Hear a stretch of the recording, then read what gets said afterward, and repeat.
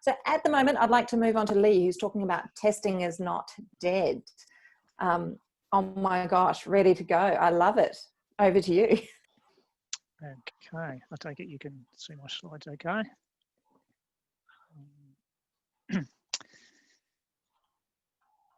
Okay, thanks for the opportunity to talk to this audience. I spend most of my time talking to testing audiences, testing conferences and meetups, so hopefully I get out of this one alive.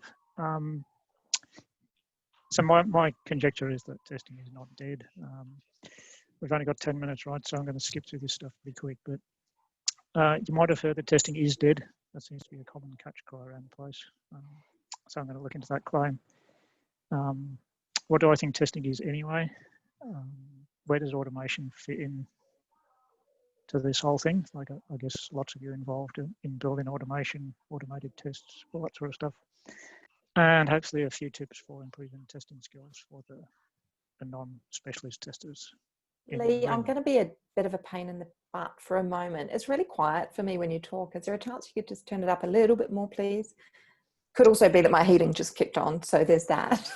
Sure. Sorry to interrupt. No worries. I'll just talk a bit louder. Hopefully that's better. All right, so you might have heard this testing is dead story. So I've been in the testing game for something over 20 years, and pretty much I've been hearing the same message, that testing is dead, for about 20 years. Right, so it's always the next big shiny thing is the reason that apparently we don't need to do testing anymore. So it's Agile or DevOps or any of the things on the slide here. I've heard people come to this conclusion that, you know, we really don't need to do testing anymore. And this is not helped by some of the big sexy tech companies, who shall remain nameless but are on the slide, that say things like, we don't employ testers anymore, right? And no doubt by the end of this talk, there'll be some other reason why testing is dead again. But I think most of that nonsense actually comes from like a lack of understanding of what testing actually is. So I'm going to have a look at what I think testing is anyway. My definition of preference is at the top of the slide there. It's not mine. It comes from a couple of guys called James Bark and Michael Bolton, who no doubt most of you will never have heard of, but they're pretty big names in the testing business. They're fairly contrarian names. I'm fairly contrarian, so that's cool. So they say testing is the process of evaluating a product by learning about it through experiencing, exploring, and experimenting, which includes to some degree questioning, study, modeling, observation, inference, etc.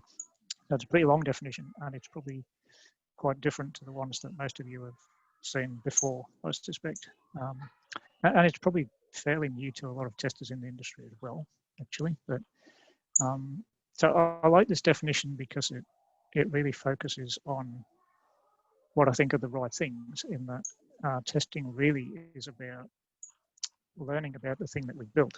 Right, we've built some stuff and we want to find out whether the thing we've built is the thing we wanted to build. Right, so it's you won't see terms like validation and verification and all this other stuff. It's really about spending some effort exploring and experimenting with the thing we have built to see if it's the thing we wanted to build. It also emphasizes that testing is an activity, right? It's a thing that people do.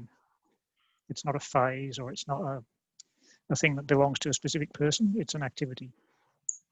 It also suggests that testing is open-ended. Right? A lot of people have an issue with the fact that it's open-ended because they want to put some sort of end on it.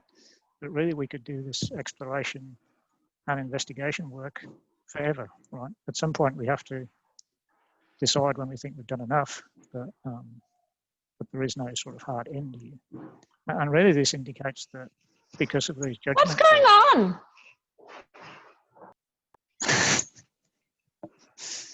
Oh. Thanks, Brian. Because of these judgment calls, really, it's obviously a deeply human thing to do, right? Because we have to make these sort of experimentation, investigation, judgments about the product that we build. And, you know, we always get changes in technology, we get changes in development practice and methodology and all this flavor of the month stuff. But that doesn't do anything to negate the need to actually test the stuff that we build, right? The way we go about it might be different. Some of the approaches and tactics we use might be different, but surely we still need to test it, right? So I like this little semantic trick that the same people have come up with, so that they've defined checking as this separate thing to testing. So they say checking is the process of making evaluations by applying algorithmic decision rules to specific observations of a product, which is a real mouthful, but this is what testing used to be confused with. Particularly when I started in the industry, we used to employ lots of humans to write test case documents that said, when you do this, this should happen, right? So it's that here's a known input and here's what the expected output is. And so really you're checking one known thing against some other known thing. That's not really what testing is, right? There's not much investigation or exploration going on there. You're just checking one fact against another. And that's a useful thing to do. I'm not saying that it isn't. But you can only check for the things that you know you want to check for, right? So what about all that other stuff that you don't know about? And that's really where the risk lies in the product that you've built. So we want to check for those known things. That's great. And then we want to do some exploration and investigation to look for all the unknown stuff.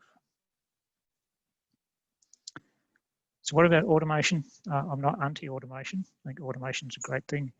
But I wish people would stop saying automated testing, because as I've tried to point out, testing is something that's a human activity. And we should stop saying manual testing as well. We don't say manual management or manual business analysis or any of these other things. Right? Let's just call it testing if humans do it. And I see this all the time, and I probably shouldn't go on LinkedIn anymore because everyone wants to automate all the testing. Let's automate all the testing. Well, you can't automate all the testing because the testing is the human stuff. You can automate all this checking stuff to, check known facts against some known outcome, but you can't automate that investigation and judgment work. So those automated checks are a really valuable thing to do, right? They help catch a lot of bugs, but certain categories of bugs are not going to be found by those kind of checks. Right? They're not going to get the same depth and variety of things that a skilled human tester can do, because they keep doing the same thing over and over again, right? So we should be using humans to do what they're really good at, which is this more investigative experimentation, judgment call stuff, and use the machines to do what they're really good at, which is doing the same thing over and over again, and allowing humans to do things that humans can't do very well. So we can extend the power of the human tester with this automation stuff. So a few little tips for improving testing skills. The first one is the first one because I think it's the most important. If we think about testing over tester, this is just a way to sort of reinforce that idea that, testing is an activity that we do.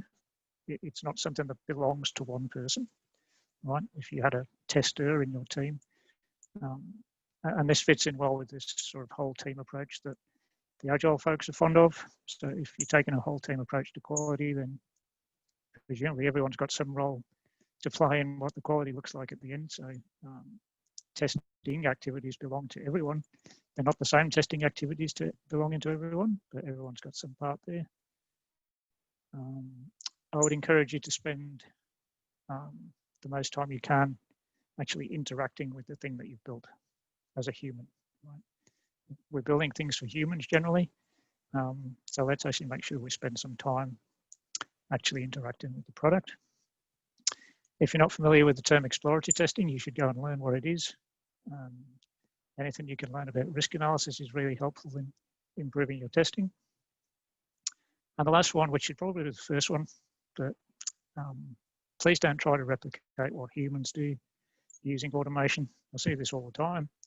People say, we've got these manual test cases, whatever they are, and we're going to convert those to automated tests. Right?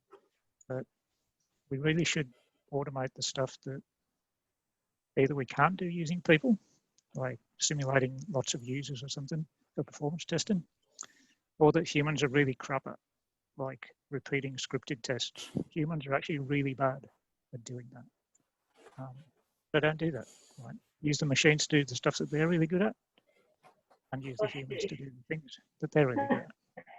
Well, you know, I guess. All right, 9 minutes and 57 seconds, I'm done. Here's how to contact me if you want more. I've got a blog and I'm on Twitter, generally talking about testing and a British rock band called Status Quo, if you're reading that, but mostly about testing. So hopefully that's given you some idea of where I come from on this topic, and I don't think testing is dead. So again, thanks for the chance to talk to this audience. I hope it was interested in some way.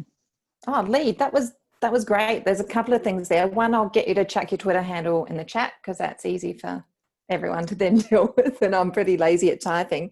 Sure. The other is I love that distinction you made between just checks, like automated no-one's against no-one's versus the human aspect of testing, right? And that's that whole Facebook argument. We don't test. Like, it's such a simple sort of semantic thing, but it really works.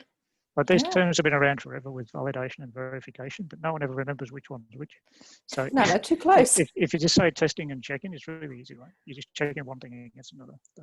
And what are your thoughts on getting actual customers to come in and break your product and test it? Yeah, sure. I mean, that falls into the category of things that actually puts you in front of the product. Yeah. Right? So whether it's you or them saying, here's the product, is this the thing you actually want? And how can you break it? Because everyone can break it better than you can. Yeah, I mean, automation is never going to find those problems that say, that this isn't the thing that we wanted. You can do all these automated checks, like, Windows Vista passed all of its automated tests, right?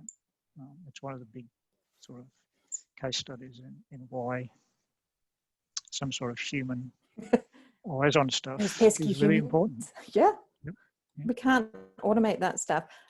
We so appreciate you coming and your just unflappable nature with all the real life talking from home vibes that happen here. And maybe you'll get to come back and do an exploratory testing talk for us to fill us all out on, give us more information on that one you dropped. I would love to do that. That'd be cool.